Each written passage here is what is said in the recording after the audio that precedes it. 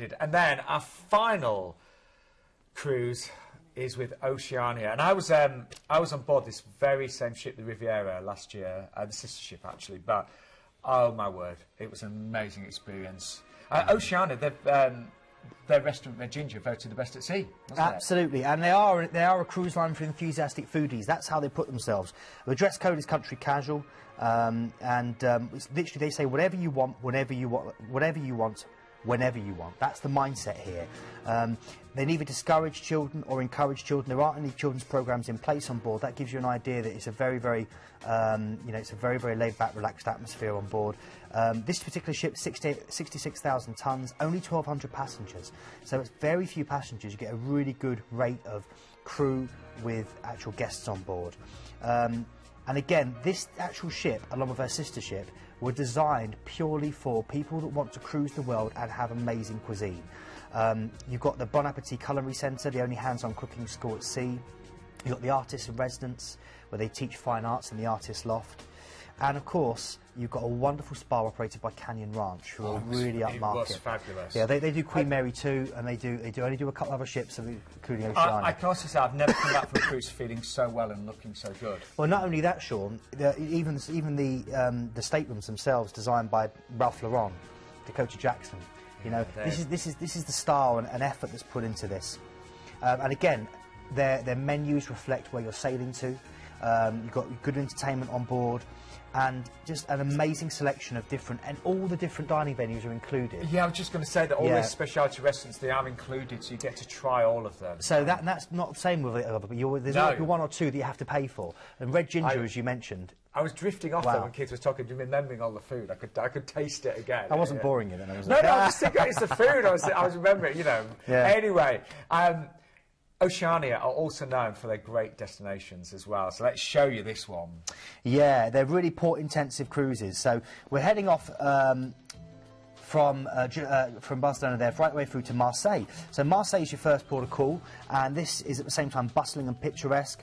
It's one of the oldest of the great French cities, and it may look familiar because it's played a role in so many films. Just off the coast looms the foreboding Chateau d'Elf, where the fictional Count of Monte Cristo is imprisoned. This is a fine city for touring on the foot. The viewport, the city's old harbour, there's the Chateau d'Elf, and the viewports behind it is Marseille's main draw, dotted with boats of all shapes and sizes, from humble fishing boats to medium-sized yachts. There's oodles of galleries, museums and churches. Try the bolognese, the local fish stew, which is amazing, or head out into Provence for the sunflowers and lavender of that magical area that inspired Van Gogh and more. Then we're heading through to Antibes. This is beaches and beauty abounding in a stunning coastal city. It's your gateway to the glamour of Cannes, the perfume of Grasse, or the medieval beauty of St Paul de Vence. Then we're going over to Livorno, which is the port giving you gateway access through to Florence and Pisa and the Tuscan countryside, little towns like Lucca.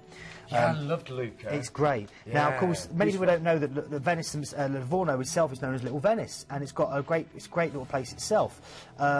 But you can head inland to the inviting piazzas of Pisa, the famous Leaning Tower. Only in Italy could an architectural mistake become art.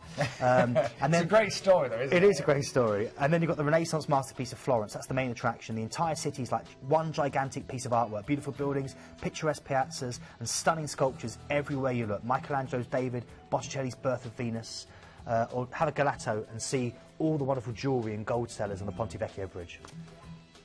And then to Rome.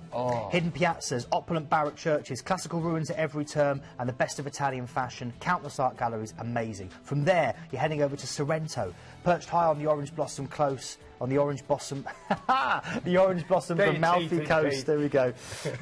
This is a beautiful town. It's your gateway to the stunning island of Capri, Naples, Pompeii and Herculaneum. From there, we're going over to Sicily, to Taormina, and it seems like the sun shines brighter here and the shadows are darker. Life is lived to the full and for the moment. Take a ride on the cutesy carriages of the railway that takes a delightful route up the slopes of Mount Etna, Europe's biggest and active volcano, which is a contradiction. It's fiery and snowy, it's barren and lush, it's feared and loved. And then perched high on a cliff above the glittering blue seas, Taormina is the most charming town in Sicily. It's absolutely stunning. From there, we're heading on to Corfu, one of the most beautiful islands in the Mediterranean. Millions of silvery olive trees grace the hillside, the scent of lemon blossom perfumes the air, and picturesque views of sapphire bays. Then we're heading to Dubrovnik, sailing into this beautiful 12th century Croatian walled city of Dubrovnik. It's one of the greatest cruising experiences ever. It's a spectacular old town. You can walk those walls. They're car-free. It's just purely for pedestrians. And it's full of creamy stone pavements, red roof buildings, and crammed with architectural wonders like many fountains and beautiful monasteries.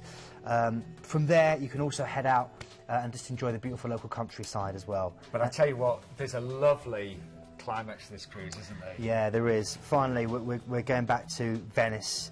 An overnight on board here, 117 islands, 150 canals, more than 400 bridges. It's one of the world's most romantic cities, and all you need to do is get lost. It's so nice that you've got an overnight there. Absolutely perfect, because you can just really enjoy it. I was very rushed when I was in Venice. I had 2 hours, so you've got a lot of time to enjoy. And the best thing to do is just get lost. Just wander off and you'll find a bit of it yourself. It's beautiful. Now, if you're thinking the price on the screen looks good, something I haven't told you yet, you're going to get a veranda for that price. Yeah, that's not an inside, that's for a veranda, which, believe me, when you've got these stunning ports, that is going to make such a difference. And you're also going to get your free gratuities and your £50 M&S vouchers. So and they're semi-all-inclusive as well. So yes, they are. All of your soft drinks. All your soft drinks and coffees and everything like that thrown in. Yeah, there's a really fantastic price this evening. And the date there, lovely date to visit those ports, the 1st of June as well. So all of that for under £2,000. And a Marks and Spencer's voucher. That is for a veranda, isn't it? That is for a veranda, yeah. So that is really good, that's all. It's a really good price. Yeah. It is.